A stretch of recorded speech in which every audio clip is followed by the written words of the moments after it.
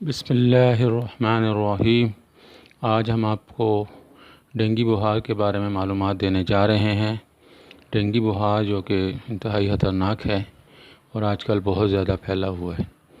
Dengue بخار دنیا بھر میں مچھروں سے سب سے زیادہ تیزی سے پھیلنے والا مرض ہے اور یہ 4 اقسام کے ڈینگی وائرسز کا نتیجہ ہوتا ہے۔ پاکستان میں بھی اس وقت مختلف شہروں میں ڈینگی کے کیسز میں اضافہ ہو رہا ہے۔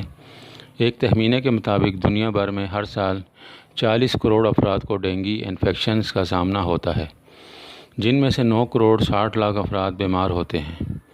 ڈینگی بخار مچھروں کی ایک قسم کے کاٹنے سے ہوتا ہے اور کاٹنے کے بعد خون میں وائرس کو منتقل کر دیتا ہے، مگر یہ بیماری ایک سے دوسرے فرد میں براہ راست نہیں پھیل سکتی۔ بخار کئی طرح کے ہوتے ہیں، ان کے نام بھی الگ الگ ہیں اور علامات بھی مختلف ہوتی ہیں اور ان کے علاج بھی مختلف طریقے سے کیے جاتے ہیں۔ آج ہم آپ کو ڈینگی کے بارے میں معلومات دے رہے ہیں۔ ڈینگی فیور بہت عام ہے، اس لیے آپ کے لیے اس کے بارے میں جاننا بہت ضروری ہے۔ ڈینگی ایک خطرناک اور جان لیوا وائرس ہے جو مادہ مچھر کے باعث پھیلتا ہے۔ اس مچھر کے جسم پر سفید اور سیاہ دھبے سے ہوتے ہیں۔ ڈینگی وائرس کا حامل مچھر صاف پانی میں انڈے دیتا ہے۔ مونسون کا موسم ان کی افزائش کے لیے بہتر ہے۔ اس عرصے کے دوران ڈینگی کثرت سے پھیلتا ہے اور بعض اوقات وبائی صورت اختیار کر لیتا ہے۔ ڈینگی وائرس کی 4 اقسام ہیں: DEN4، DEN3، DEN2، DEN1۔ اب سوال یہ پیدا ہوتا ہے کہ ڈینگی کے علامات کیا ہیں؟ کیسے معلوم کیا جائے مریض ڈینگی بخار کا شکار ہے؟ ڈینگی بخار کو ہڈی توڑ بخار بھی کہا جاتا ہے۔ اس کی علامات کچھ اس طرح سے ہو سکتی ہیں۔ اس میں ہڈیوں اور جوڑوں میں شدید درد ہوتا ہے، تیز بخار، فلو، متلی، الٹی کی کیفیت ہوتی ہے۔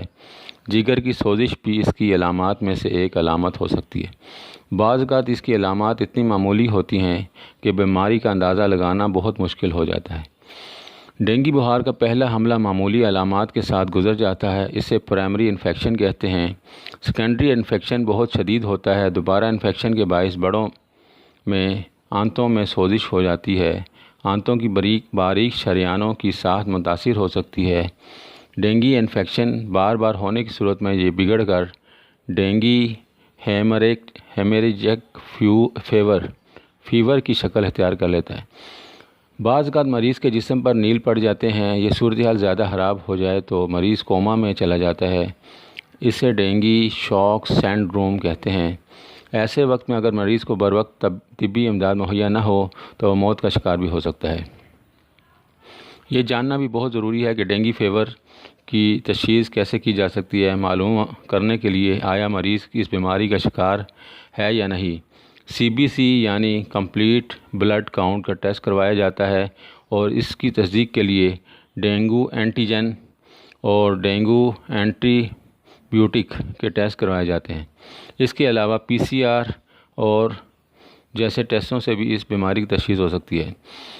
جگر پر سوزش کی وجہ سے CBS اور WBS اور زرد ہولیوں کی تعداد کم ہو جاتی ہے۔ اگر کہیں خون بہنا شروع ہو جائے تو HB یعنی ہیموگلوبن کی مقدار میں بھی کمی واقع ہونا شروع ہو جاتی ہے۔ زرد ہولیوں کی کمی کی وجہ سے مریض کی جان کو خطرہ لاحق ہو سکتا ہے۔ اگر ان کی تعداد 20,000 سے کم ہو جائے تو جریان خون کے خطرے کو ٹالنے کے لیے پلیٹلیٹس کی فوری اور اشد ضرورت ہوتی ہے۔ جہاں تک ڈینگی فیور کے علاج کا تعلق ہے تو یہ ایک وائرل انفیکشن ہے، اس لیے اس میں علامات کو جانچنا ہے بے حد ضروری ہوتا ہے اور انہی علامات کو دیکھ کر علاج کیا جاتا ہے۔ یعنی بخار اور درد کے لیے گولیاں دی جاتی ہیں۔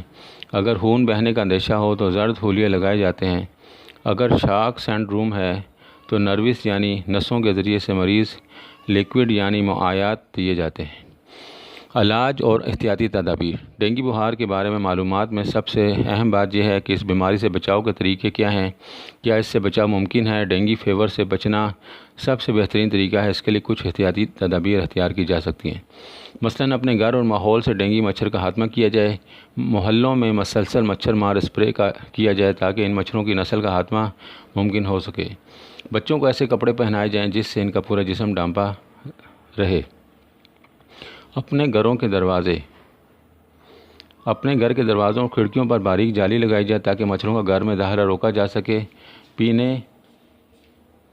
پینے اور استعمال کے پانی کو ڈھک کر رکھا جائے۔ ان باتوں پر عمل کر کے ہی ڈینگی جیسی جان لیوا اور خطرناک بیماری سے بچاؤ ممکن ہے۔ سیب کے تازہ جوس میں لیموں نچوڑ کر مریض کو پلائیں، یہ بہت جلد پلیٹلیٹس کو بڑھاتا ہے۔